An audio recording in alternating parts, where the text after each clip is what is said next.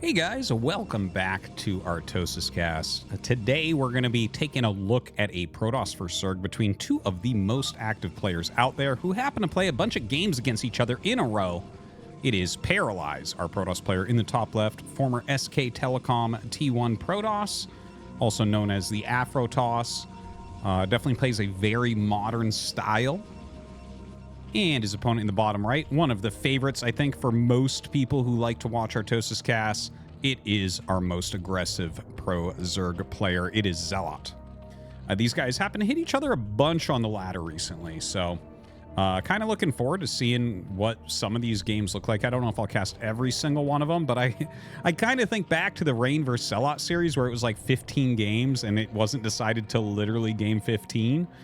That was such a sick, amazing series. I guess we'll see how this game goes and kind of decide from there. But anyways, we are on Pantheon and, you know, a 4-player map, cross spawn here, lots and lots of bases. I'm kind of excited to see what Paralyze is up to. I've been checking out a lot of different Protosses lately, but I feel like in the last, 2 months, I think I might have cast only one Paralyze game, if that. He pops up from time to time, but yeah, not as much as, well, I guess recently Rich has really been everywhere. If you think about it, it's like Rich, ZeLoT, Soma, Speed. These are the guys that are like everywhere right now on the ladder. And you run into like very, very, very much. But, you know, I know that Paralyze is practicing a lot. You know, that next season of SSL is going to be coming up eventually here. As we are approaching, I guess we're halfway through January right now, right? So as we approach February, we're going to definitely have people really kind of gearing up.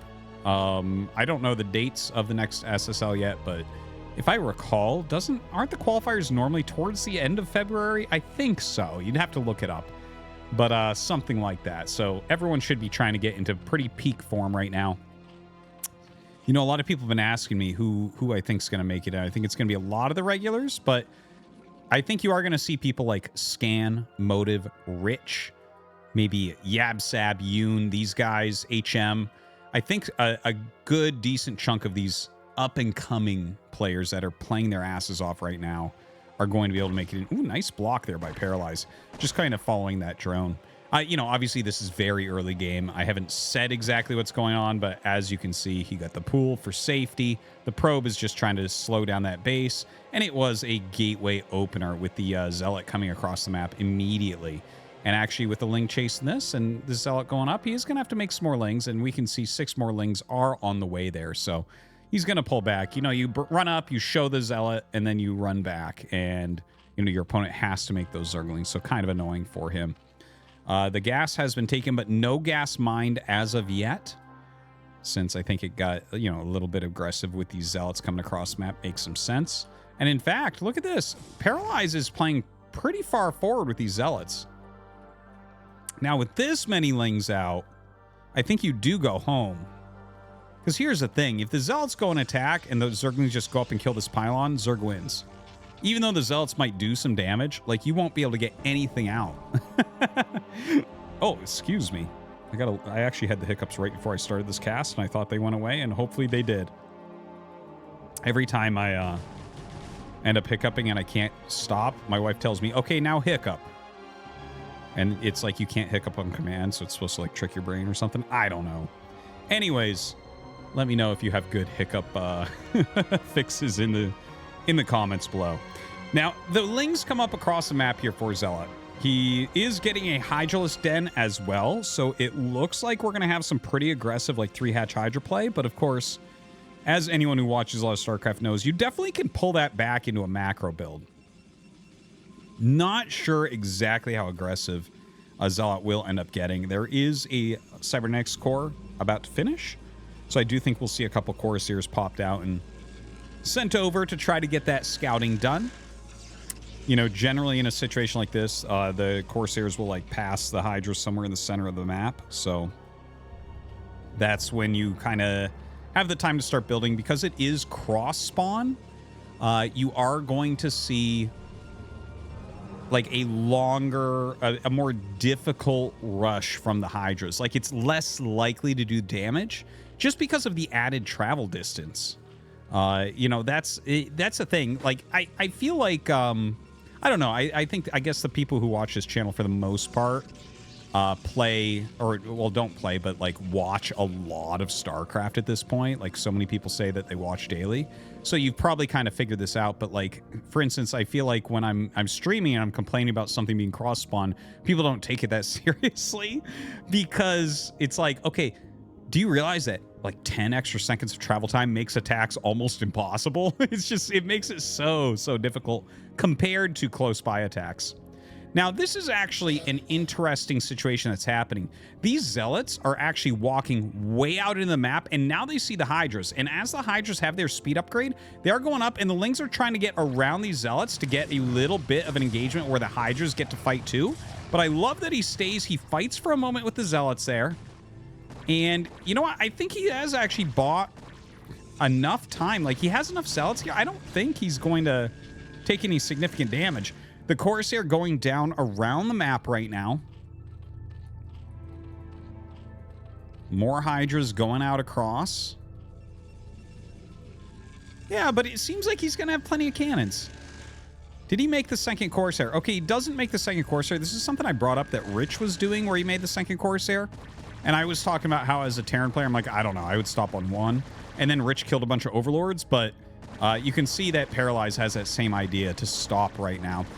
Now, the Forge upgrade does get canceled, which is a bit annoying. There is a secondary Forge being made. Some gates being added up. Citadel is getting legs as well. And I think he's actually going to need another cannon or two. I think so. This Corsair, by the way, not really getting the damage. Ooh, just as I look away, the Hydras jump forward. So the Zealots come out and kind of help to hold. They do need to come up and tank a lot of damage here. And as you can see, they do tank a ridiculous amount of damage. It takes like... Let's see. These are small, so they do like 5 damage per hit. Yeah, it takes like 1,000,000 hits to kill Zealot. So they do tank quite a bit. I'm not going to do the math right now. Screw that. I was going to, and I'm like, no, you know what? No, not going to happen. Okay, so the Corsair continues to fly around and scout. And what he's going to find with the layer being made, a second or a fourth hatchery rather being made, more drones popping out, he's going to find that maybe he doesn't need more cannons as more Zealots are coming out right now and Zealot legs are going to be finishing. And by the way, only a single Forge. I feel like it's pretty common when you lose that Forge that we see Protosses grab the double Forge, and then their 1-1 is, of course, done at basically the same time that 1-1 would be done with a single Forge, without that +1, you know, that very fast +1 timing, which really is only used when you're roaming with your Zealots against a Zergling-based defense when they're going up to mutas, right? So that's just to throw that out there. I do like that double Forge, but he skipped that. Now, I don't think it's particularly bad. I think it can really go either way. Like, this might be something where you can get a little bit more aggressive, a little bit more quickly, and maybe that's going to pay off. Zealot right now, just kind of zoning this one Corsair out. You can see it has done a lot of damage to a couple Overlords. I don't think it's going to get a kill. Looks like he wants to clear this egg, but he's just going to only miss shots against it. So it's just... Dude, that's silly. It's supposed to be 50% missed shots. If I recall correctly, it said on the Battle.net website, and maybe even in the manual, that it was supposed to be like 30% missed shots, but it's actually 50, and we had to figure that out. Excuse me, at some point within the game. Now, this is a lot of Zealots. He's gonna have to move out pretty quick here. He's got like a group and a half. So here we go. About 18 Zealots with legs coming out. They don't have that +1 yet, but that's okay. They still trade really well against these Hydras. You can see the Corsair comes back exactly as they push the Hydras back. So really well timed there by Paralyze. He is killing a lot of Hydras, but some pretty good micro here from ZeLoT. It looks like ZeLoT is going to be able to back up and save a decent amount of the Hydras. He did whittle down quite a few of the Zealots, but... you know, the Lurker upgrade just finished, if I'm not mistaken, right? Am I crazy? Yeah, no. Wait. I could have sworn I saw the Lurker upgrade being made. Did he cancel it? Or is he actually just making a Lurker somewhere? I don't know how I lost track of this. I swear to God, he was researching it before, and now he canceled it again? Okay, well, there are just mass Hydra styles. I'm kind of surprised, though. Feels like the ZeLoTs would just get completely crushed if you had just a few lurkers in here. I guess this defensively is pretty good because it's not good surface area if he can move enough Hydras up there to kind of choke this out. And you can see, yeah, it's choking out pretty well. Another group of ZeLoTs down here does keep this from reinforcing, but Paralyze is not really finding a way in. Oh, okay, he does have the lurker upgrade done now. Okay, so here's the thing. You know, the technology just isn't there to show actually where the upgrades are. StarCraft Remastered is an unfinished product, just like StarCraft was. They stayed true to the remastering of keeping the game the same, of being unfinished. Okay. So, Observatory coming up, Dragoon Range. We have the full 8 gates here. Gonna clear one of these cannons for cleaner rallies. Shuttle actually coming up. That's kind of interesting. Maybe a storm drop will be utilized. Sometimes you actually drop off some speed zealots in the main base as well. That's definitely something I've seen in the past. Triple Evo. Dude, ZeLoT really is very fun to watch. Because even though he's super aggressive, like, he has these interesting macro ideas that he does too. Triple Evo is not that strange, but normally it's done in conjunction with Hive. Well, I guess here he's starting the Queen's Nest, so he's thinking about Hive. But a 3-base Hive is something you don't see that often. 3-base Hive is very, very fast for this matchup. Normally, you see it more on like a 4-base play. Although I have seen some very cool... I remember there was one ASL where Solkey, actually, who's now God mode, but he went like very fast crackling lurker. Excuse me. It was like a Hive Rush. It was such a cool build. I don't think I ever saw it again in a pro match, although it did wonders in that one game that I recall. Okay, so a lot of ZeLoTs running around. Quite a few Dragoons being added in.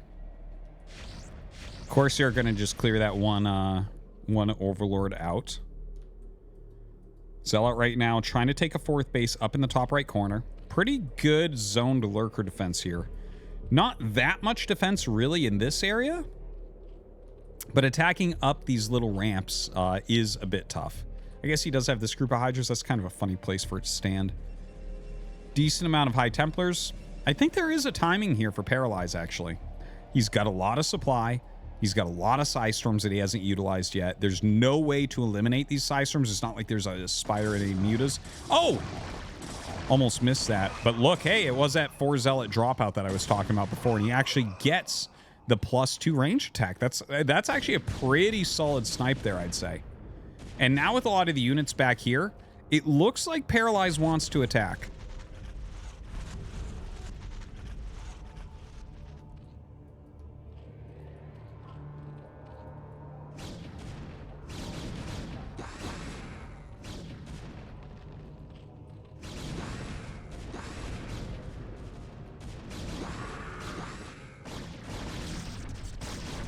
Okay, so some storms going down. Yeah, I'm just kind of waiting for this to start up. Is he actually going to try to force his way up this hill? You know, obviously this being small does make Psystorms really, really strong. I like this kind of spread, but this is, for instance, a low ground lurker. So if he just moves the Dragoons over here, they get the shots without missing. Now he is pushing up onto the hill, but there's going to be Zerg coming from a lot of angles. This one coming from behind was definitely a mistake. But running up through these Psystorms, this is kind of crazy with how clumped this is. If he has a couple more storms, he has 2 storms there, almost 1 more. Okay, utilizes that one. This one almost has 1 more as well. He might still be able to break this. ZeLoT's supply has actually gotten very, very low at this point.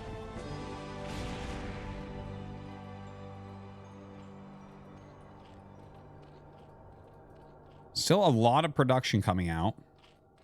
Did he get the Adrenal upgrade, actually? Oh, okay. He just started the Adrenal upgrade. Adrenalings, of course, just scale unbelievably well, especially in this matchup. Now, coming forward, he is going to be able to pop these lurkers really easily. Like, this is kind of a sparse defense. Feels like ZeLoT is being bullied a little bit right now by Paralyze, who continues to kind of run back and forth here. The heavy Dragoon's doing a fantastic job. There is a Spire on the way, which I find interesting. I'm not sure what he's going to get done with that. It might actually be for Scourge to try to take out the Observers rather than anything else. Mutas couldn't possibly do anything here. All right. Well, throws down that defensive Psy Storm. He actually does lose one Observer, but still 3 sitting here. I think this is just going to be a finish. ZeLoT with not quite enough. Still rallying out what he can. A lot of Lings coming as well. During this time, of course, Paralyze has set up his own additional base. Some Lings coming in for a flank, but Adrenal upgrade not done yet. Upgrade's not really done yet either. Well, I guess they just got their +1 melee, but not enough. Too little, too late. ZeLoT types out GG. I tell you, that was kind of an interesting one because specifically, like, ZeLoT, I wasn't sure if he was going to go for the Lurker defense, but then, you know, this is such a hard place for Protoss to run up, but the Storms are so quality there. Maybe that is how you're supposed to attack on Pantheon, is you just come to this area, kind of slowly push in with goons, and the more they bring up there, the more you storm, and then you just bust through. And the thing is, the funny thing is, he actually got so much value there that then he turned around and just attacked the front way. Maybe that's it. Maybe, excuse me, maybe that is the combo. Anyways, guys, hope that you enjoyed this Protoss vs. Zerg. Thank you much for watching, and we'll see you next time.